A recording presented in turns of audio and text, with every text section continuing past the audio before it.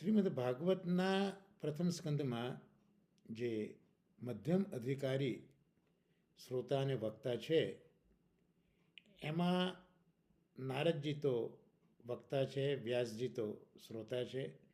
બંને ભગવદીઓ છે.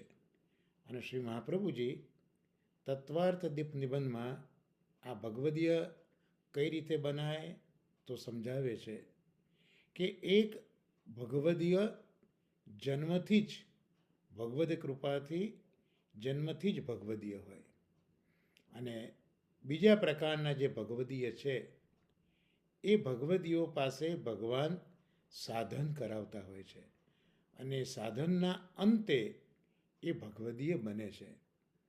વ્યાસ મહર્ષિજી એ જન્મથી જ ભગવદીય છે, અને નારદજી છે